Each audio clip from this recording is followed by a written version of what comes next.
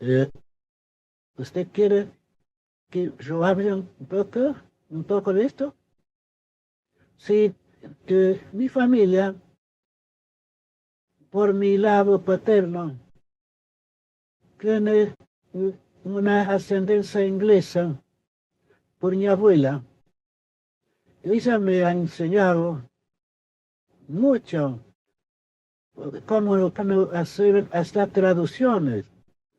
Yo de muy pequeño, yo he hecho la traducción de una obra de Oscar Wilde y fue publicado, yo tenía 8 o 9 años, y lo firmé Jorge Borges, y pensaron que era mi papá, porque esta niña es Jorge y es Borges. Y del lado de mi mamá son familias de la lucha contra los españoles, de argentinos y uruguayos de origen, ¿no? Que han participado de las fronteras de la región del Plata. Y con las cuales habló, a mí me encantaba siempre más en mi imaginario el heroísmo de los gauchos do que la ascendencia inglesa. Entonces en el cuento está bien representado en el hecho que Dalman tiene una origen alemana paterna, ¿no? Y una origen un tanto semejante por reinado materno. Y, y también a Dalman le gustaría mucho más tener un nombre de los Flores, porque Francisco Flores en la historia sería como que uno de los héroes de las guerras del Plata. Entonces, hay mucho de autobiográfico. Sí, sí. Yo empezaría por lembrar que en la biblioteca de Mabel es una descripción de una biblioteca infinita con infinitos hexágonos y que había muchas cosas que no se podía captar de sentido, que por lo menos 2 de los bibliotecarios se habían suicidado. y, y el espacio y el tiempo es un punto que a mí me encanta el abordaje del punto sur, porque sur puede ser un espacio físico, pero, pero también un espacio imaginario. Darman era el secretario de una biblioteca entre libros y por él es protegido, muy lejos de ser un héroe profundamente argentino que soñara. Al degustar la lectura de las mil y una noches, igual a Borges, en su vida real, bate con la cabeza en un batente y tiene un ferimento y se va al hospital. Eso pasó con Borges en el año 38. Esta situación fue vital en la obra de Borges. Y cuando él empieza a refletir acerca de su camino futuro literario, porque hasta entonces él no era conocido. Su trabajo era conocido por parte del mundo literario argentino, no más. Él decide dedicarse a los cuentos con un componente de realismo imaginario. A él le encantaba mucho la obra de Wells, que tenía muchas cosas así un poco misteriosas. O Stevenson con el médico y el monstruo, Edgar Allan Poe. Y entonces, ese episodio que acepta el personaje Darman es muy semejante a lo que pasa con Borges. Y a utilizar la descripción de su pensamiento cuando estaba en un remis, un taxi, pensando en días mejores, la internación para él sería como el prenuncio de su final. En el libro hay una frase que a mí me encanta. A la realidad agradan las simetrías y los muy leves anacronismos. Él va a la clínica en un remis, en un taxi, y después es un remis que nos va a llevar a Constitución, un remis que lo lleva a la clínica y después al almacén próximo de la estancia de las flores en el sur. Dalman podría ter perfectamente delirado en cuanto agonizaba en el hospital. He construido una historia fantasiosa. En la estación, el personaje Dalman tenía un poco de tiempo y fui a hacer una caricia en un gato, en un café, en una calle llamada Brasil, en honor a ustedes. Él pensó en el sentido del tiempo, del hombre y del animal, la eternidad del instante. En el cuento hay mucho del rocio, del color rojo, de sangre, que aparece en muchas veces. Este espacio puede ser real y puede al mismo tiempo ser un espacio mítico, mucho más que geográfico. La alusión, como usted pregunta, al libro de Emilio Manoches puede remitir al infinito. El libro de las Mil Manoches, ¿qué es? Es Sherazade, que a cada final de un libro, de un cuento, no da el final al sultán Shahriar y empieza un otro. Y así van pasando 1001 noches, porque si llegara al final, el sultán iría a cortar la cabeza de Sherazade. Ustedes se acuerdan, ¿no? De las 1001 noches. El sultán fuera traído por la princesa. Y entonces sus nuevas mujeres la mataban después de la luna de miel. Entonces las 1001 noches, Sherazade, la princesa, encuentra una manera de mantenerse con él por 1001 noches. Entonces es una alusión a un ser infinito, con un libro que nunca se lee hasta el final.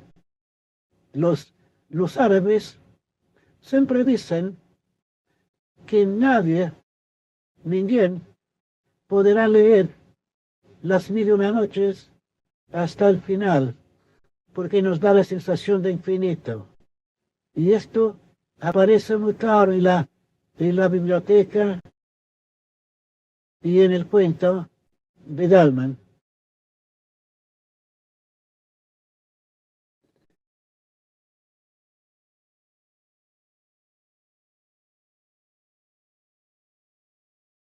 Sí,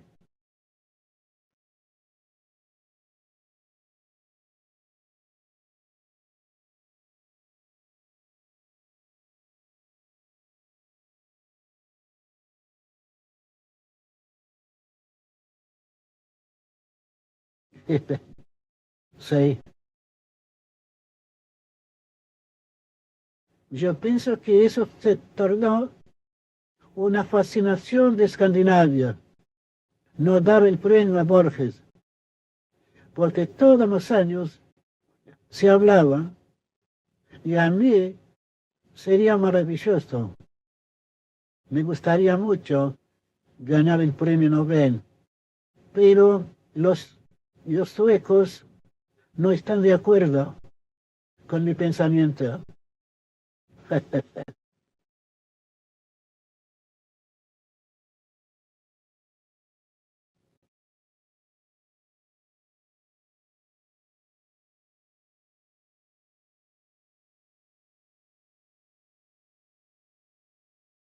Así,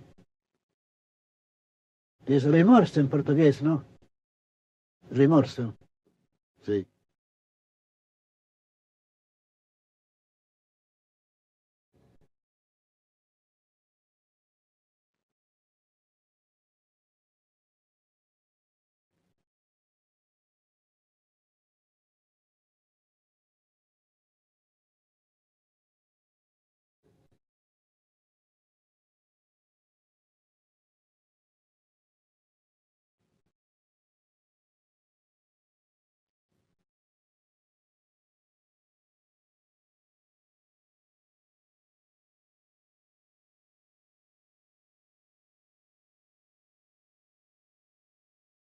Sí.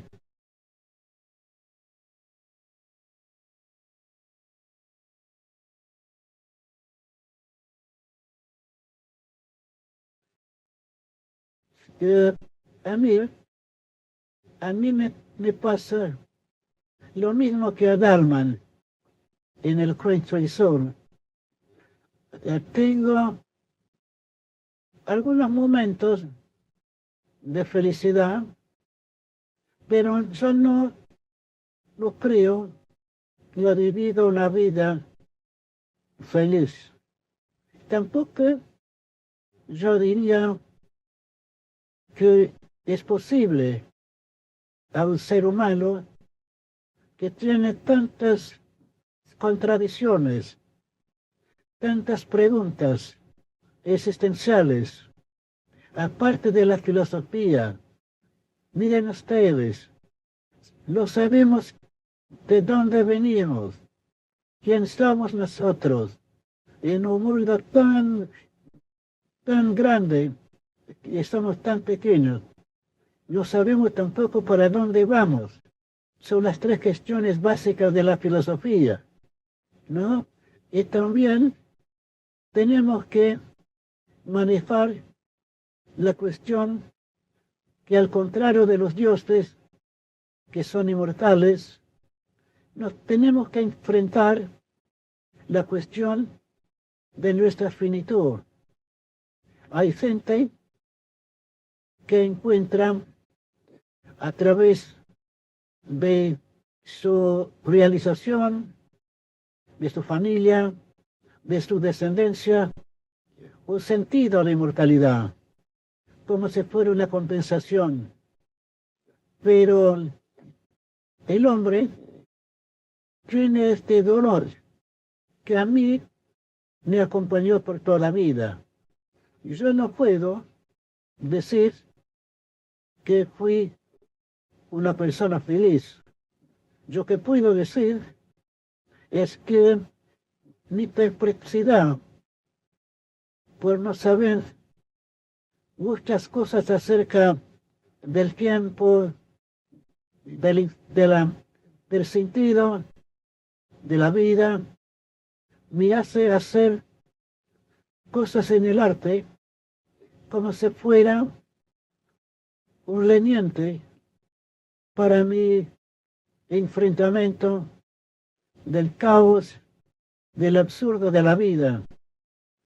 A Schopenhauer me ha influenciado mucho en esto. Yo leí mucho Schopenhauer y, y yo tengo una visión, no sé si realista, pero dura sobre la presencia de los seres humanos en la Tierra. Entonces, quizá por esto, cuando yo contesté la pregunta, yo hablé que no conocía la felicidad. Solo tuve algunos momentos de felicidad. Yo me quedo feliz, por ejemplo, escribiendo un cuento como El Sur, en que hablo del espacio y del tiempo, poniendo en un mismo cuento diferentes posibilidades de interpretación. Volviendo a Dalman, Dalman puede simplemente tener su historia, como ya tuve, del accidente e ir al hospital. Puede haber también un final realista en que Dalman va a morir de septicemia. Pero Dalman puede irse al sur, donde va a realizar su fantasía, su deseo de cumplir el destino épico que le fue negado a Dalman y a Borges, a mí, por los dioses.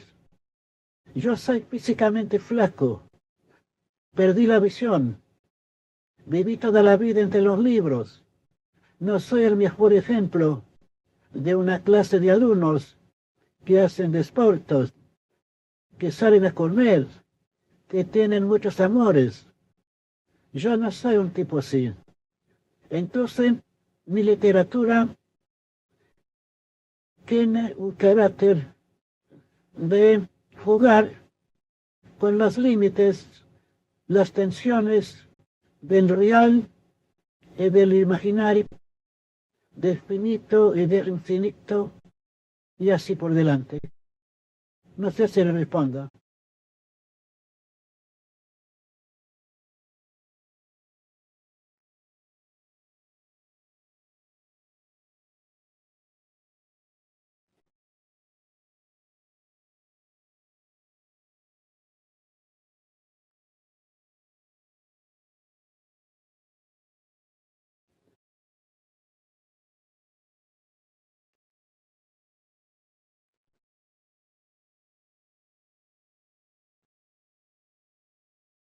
Pero muerto.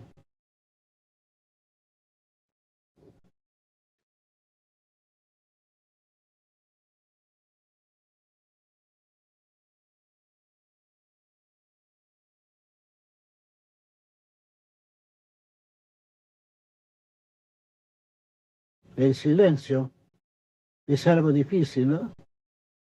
A mí me gusta el silencio.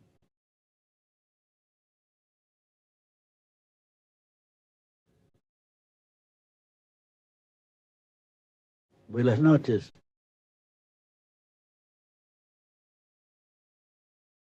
Mucho gusto.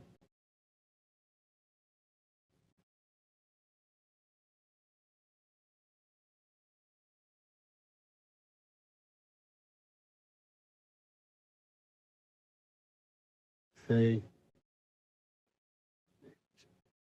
Yo pasé grande parte de mi vida al lado de mi madre.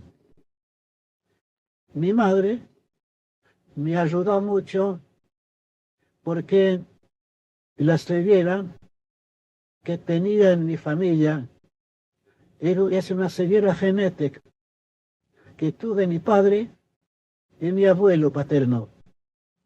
Cuando era joven, mi papá, que era psicólogo, daba clases en la universidad, había estudiado derecho, tenía mucha esperanza de escribir. Él empezó a figurar mucho y nos fuimos para Suiza, para Ginebra, donde estudié yo y mi hermana. Ahí empieza la Primera Guerra y tuvimos que quedarnos en España por algunos años. Todo este tiempo, la figura de mi madre fue siempre muy presente. Era una mujer muy política. Tenía una, una aversión a Perón. Llegó a ser presa por un mes. Mi hermana también sufrió. Y yo sufrí un poco cuando volvimos después a Buenos Aires, en que cuando entra Perón, mi mamá tenía mucha coraje de hablar y ahí pagó a la prisión. Mi hermana sufrió y a mí, para humillarme, la agente de Perón me sacó de la biblioteca donde trabajaba en la municipalidad para ser funcionario de la Fiscalía de aves, de gallinas, pollos, patos, solo para agredir a mi mamá.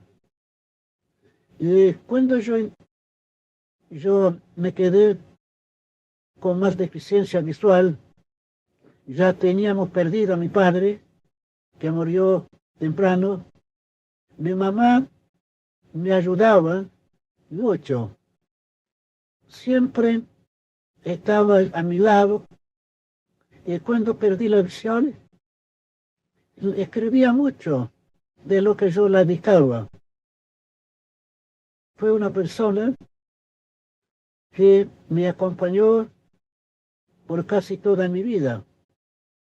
Yo pienso que es la figura femenina más importante de mi vida. Entonces, no es sorpresa que a ustedes pregunten sobre la madre del escritor y no solo sobre su obra. Porque como no sé si hablé a Gilberto, pero en muchos cuentos ella era la primera a leerlos y daba su opinión, pero siempre opiniones no muchas definitivas, solo a excepción quizás en el cuento que yo hablé, La intrusa, que ha hecho el final. Pero yo respondí la pregunta.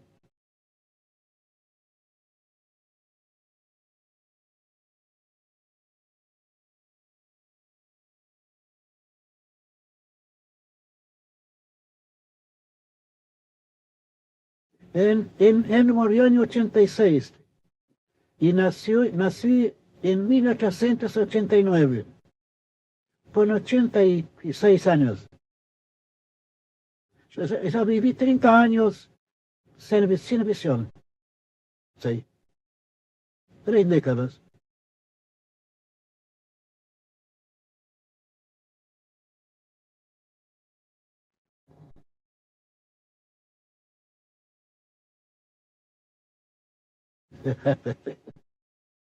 Mi madre, cuando estaba para morir, cuando íbamos a hablar con ella en su dormitorio, ella no dejaba que nadie la tratara como alguien que, inferior porque estaba a morir. Ella decía que era horrible vivir esta vida final, que era mucho mejor morir varios años antes, que tendría que la llevaran. Entonces murió muy consciente de que ya era su hora. Buenas noches. Yo haría una pregunta. La, ¿Qué realidad hablamos? ¿La realidad material? Porque en mi cabeza conviven una realidad física, material, y lo que está en mi cabeza, que es una mixtura de la manera como yo veo las cosas, de cómo las deseo, cómo las idealizo. Entonces, la realidad puede ser vista de muchas maneras. A mí siempre me encantó transitar por una realidad que contempla también mi interpretación de la realidad. Yo, en muchos de mis cuentos, yo hablo del gran